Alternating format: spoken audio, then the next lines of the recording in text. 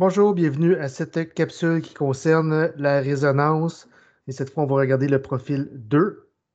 On a déjà vu dans les capsules précédentes qu'est-ce que la résonance. On a vu le premier profil où il y a une alternance de doublet libre, liaison simple, liaison sigma et liaison pi. Donc, ce qu'on va voir dans cette capsule-ci, c'est le profil 2, dans lequel il y a une alternance de charge positive sur un atome, liaison sigma et liaison pi.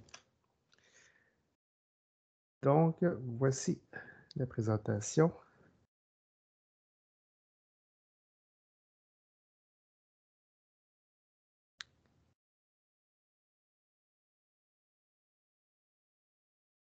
Donc, on est toujours dans le chapitre 4 concernant la réactivité chimique, toujours dans la section 4.7 concernant les effets électroniques. Donc, on a déjà vu la définition de la résonance. Donc, c'est un concept qui permet d'expliquer ce qu'on observe expérimentalement, qui n'est pas toujours en accord avec une seule structure de Lewis. On a vu que pour avoir de la résonance, une des conditions essentielles, c'est d'avoir un système conjugué. Et lorsqu'on parle de système conjugué, il y a trois possibilités. Donc, alternance, doublet libre, liaison simple, liaison multiple, ce qu'on appelle le profil 1, qu'on a vu dans la capsule précédente. Il y a une alternance de charge positive sur un atome, liaison simple, liaison multiple. Et il peut y avoir aussi une alternance de liaison multiple, liaison simple et liaison multiple. Donc, cette capsule-ci s'intéresse au profil 2, où est-ce que dans votre molécule, à quelque part, vous avez un atome avec une charge positive, vous avez une liaison sigma à côté de cet atome-là, et un petit peu plus loin, vous avez votre liaison multiple de manière conjuguée. Donc, oups, c'est pas profil 1, c'est profil 2, j'aurais dû mettre là. Donc, profil 2, c'est alternance, charge positive, liaison simple, liaison multiple. Donc, ça ressemble à ça. Donc, vous avez un atome quelconque avec une charge positive. À côté de cet atome-là, vous avez une liaison simple. Vous avez un autre atome. Et vous avez à côté de cet atome-là une liaison multiple, donc que ce soit double ou triple. Donc, une alternance, charge positive, liaison sigma, liaison pi. Donc, c'est ce qu'on va faire avec cet exemple-ci. Donc, je n'ai pas nommé la molécule, ce n'était pas très pertinent. Donc, ce qui est essentiel là, lorsque vous faites de la résonance, c'est de toujours mettre les doublets libres et les charges avant de commencer. Sinon, ben, on se perd assez facilement.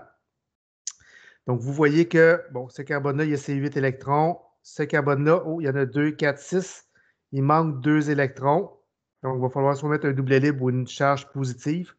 Donc, pour l'instant, vous ne le savez pas. Là, moi, je vous dis, c'est une charge positive qui va être ici. 8 électrons, 8 électrons, 8, 8, 8 et 8. Donc, il manque une charge positive ici.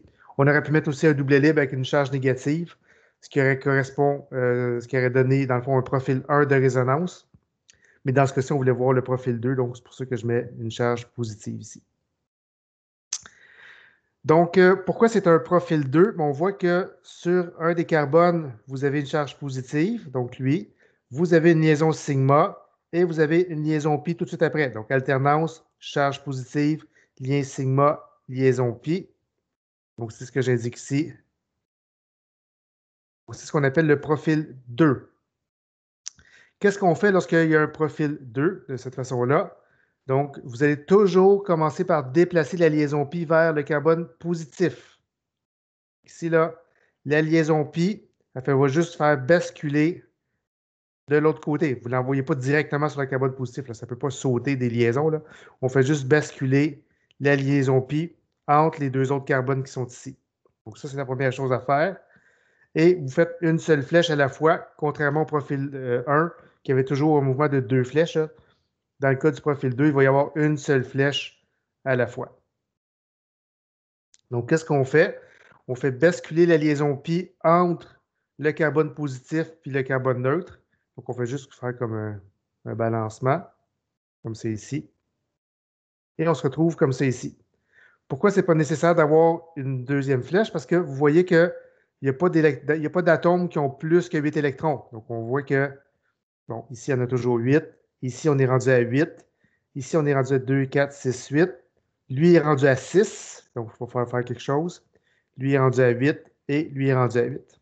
Donc, comme lui est rendu à 6 électrons, on ne peut pas rajouter des électrons. Là. On est déjà parti avec une formule de base. Donc, on est rendu avec un carbocation dans ce cas-ci, à cause de la charge formelle qui est 4 électrons de valence moins 3 liaisons moins 0 électron libre. Donc, on a déjà une première structure de résonance ici. Cette structure-là est aussi un profil 2, dans le sens où vous avez un atome positif, une liaison sigma et une liaison pi. Donc, on doit continuer à faire de la résonance. Donc, même chose, on va faire basculer la liaison pi entre les deux carbones, donc le carbone positif et le carbone neutre. Donc, c'est ce que j'indique ici. Toujours commencer par le mouvement de la liaison pi vers le carbone positif, une seule flèche à la fois. Donc, on fait un bascule de liaison pi comme ça. Et on est rendu avec cette molécule-ci. On est toujours à la recherche de l'octet, donc 8 électrons pour lui, 8, 8, 8, 8. Oh, lui en a 6. Donc, on voit 2, 4, 6, de sorte que ma charge positive est maintenant rendue sur le carbone du bout.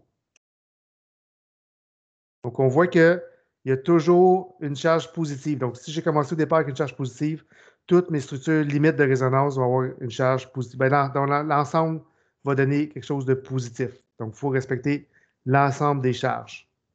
Si au début, j'avais été neutre, il faut que l'ensemble me donne 0. Donc, dans ce cas-ci, au début, je passais avec plus 1. Donc, il faut que l'ensemble me donne plus 1. Donc, vous avez ici les 3 structures limites de résonance qu'on vient de faire. Donc, on est passé d'une certaine structure, basculé vers le carbone positif. Le carbone positif était rendu maintenant ici. On a basculé la liaison entre les deux C, comme c'est ici. Mon carbone positif était rendu maintenant au bout. C'est ce qu'on appelle les structures limites de résonance. Donc, dans ce cas-ci, il y en a 3. Une chose qui est mentionnée dans votre livre, c'est que des structures limites ne sont pas toutes identiques. Donc, il y en a qui sont plus favorisées, il y en a qui sont moins favorisées. Je n'en ai pas parlé dans la capsule précédente, là, mais ça aurait pu s'appliquer aussi. Donc, il existe des critères pour dire laquelle est majoritaire, laquelle est minoritaire, laquelle est très minoritaire, qu'on appelle trace.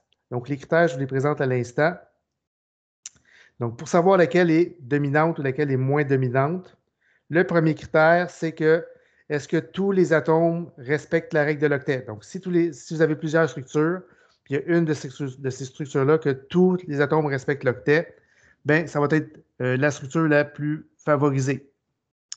Deuxième critère, c'est que si jamais dans vos structures limites de résonance, il y en a qui sont neutres, puis il y en a qui ont des charges, bien, les formes limites qui sont neutres sont priorisées au détriment de ceux qui sont chargés. Donc, vous devez avoir le plus petit nombre de charges possible, idéalement de ne pas en avoir du tout. Troisième critère, si vous avez des atomes qui sont plus électronégatifs, bien, normalement, ils devraient avoir la charge négative. Donc, ce n'est pas normal qu'un atome qui a tendance à attirer les électrons soit positif. Donc, le critère, là, si vous avez un atome électronégatif, bien, les structures les plus stables, c'est celles pour lesquelles ces atomes-là ont des charges négatives. Et le contraire, si vous avez des atomes qui sont très peu électronégatifs, mais normalement, ils devraient avoir des charges positives. Donc, très électronégatif, charge négative, peu électronégatif, des charges positives. Et dernier critère, donc, une fois que vous avez passé à travers les 3 premiers critères, vous vous fiez à la stabilité de ce qu'on a vu pour les effets inductifs. Donc, les carbocations les plus stables, c'est tertiaire, ensuite primaire, ensuite secondaire, tertiaire, secondaire, primaire, ensuite nulaire. Et dans le cas des carbanions, c'est le contraire. Les plus stables, c'est nulaire, primaire, secondaire, tertiaire. Donc, le dernier critère, là, on se fie à la stabilité des carbocations et des carbanions selon ce qui a été vu pour d'effets inductifs. Donc, si on prend l'exemple qu'on a ici, vous avez ici vos 3 structures limites de résonance. Premier critère, est-ce qu'il y a une de ces 3 structures-là pour laquelle l'ensemble des atomes respectent l'octet? Mais vous voyez que non, parce que ici, il ne respecte pas l'octet, ici, il ne respecte pas l'octet, et ici, il ne respecte pas l'octet. Donc, selon le premier critère, là, il n'y a pas une des 3 structures qui est favorisée au détriment de l'autre. Deuxième critère, est-ce qu'il y a une de ces 3 structures-là qui est neutre? Donc, il n'y a aucune charge formelle. La réponse est non. On voit que ici, j'en ai plus 1, ici, j'ai plus 1, ici, j'ai plus 1. Donc, selon le deuxième critère, ces 3 structures-là ont la même dominance. Troisième critère, l'électronégativité. Donc, est-ce qu'il y a un des atomes qui est plus électronégatif que l'autre ou moins électronégatif qu'un autre? Donc, dans ce cas-ci, vous voyez que c'est juste des carbones, des hydrogènes. Mais si par exemple, vous auriez eu un oxygène ici plus, mais ça n'aurait pas été favorisé parce que l'oxygène est plus électronégatif que le carbone. Donc, ce ne serait pas normal qu'il y ait une charge positive. Par contre, ça va être une charge négative, ça aurait été favorisé. Donc, selon le troisième critère, là, on voit qu'il n'y a pas d'atome plus électronégatif qui pourrait nous indiquer une dominance par rapport à l'autre. Donc, il nous reste le quatrième critère qui est la stabilité selon les effets inductifs. Donc, on se rappelle que la stabilité selon les effets inductifs, c'est carbocation plus stable plus qui est entouré, donc tertiaire plus stable que secondaire, secondaire plus stable que primaire, primaire plus stable que nulaire. Et dans le cas des carbanions, au contraire, nulaire plus stable que primaire, primaire plus stable que secondaire, secondaire plus stable que tertiaire. Donc, dans ce cas-ci, on n'a pas de carbanions, on n'a seulement que des carbocations dans les trois cas.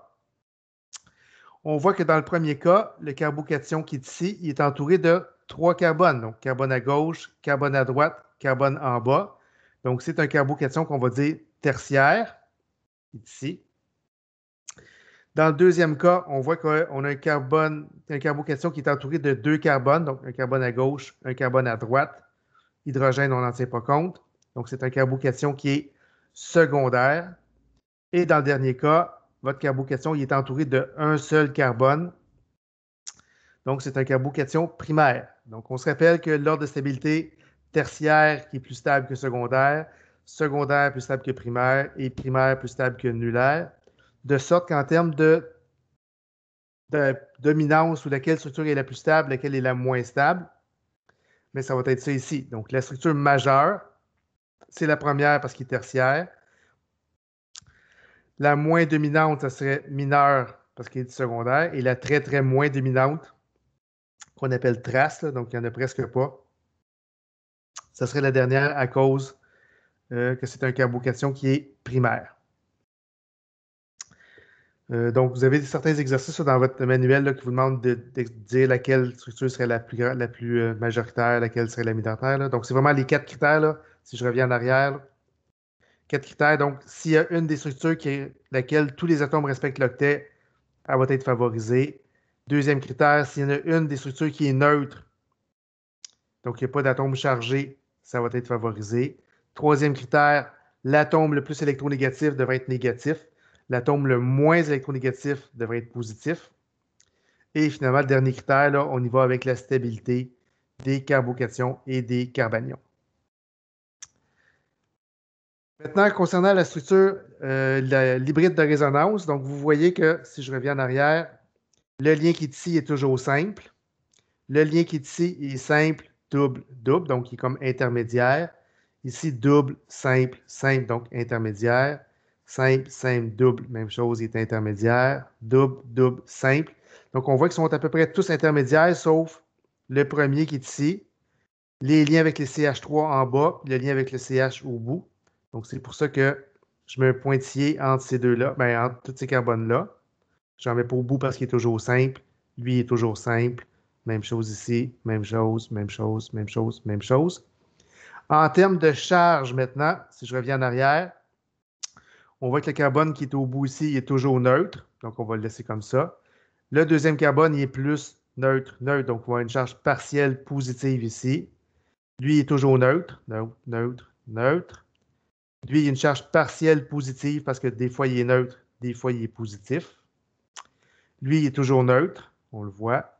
Et lui, il est partiellement positif parce que neutre, neutre et partiellement positif. Donc, si je prends ma structure d'hybride de résonance, mes charges partielles se retrouvent sur ces trois carbones-là, les autres étant toujours neutres. Donc, c'est ce qu'on appelle l'hybride de résonance et c'est plus conforme à ce qu'on observe réellement au laboratoire, là, avec des charges, des liaisons qui sont simples ici et des liaisons qui sont mitoyennes entre simple et double, où est-ce que j'ai mis des pointillés.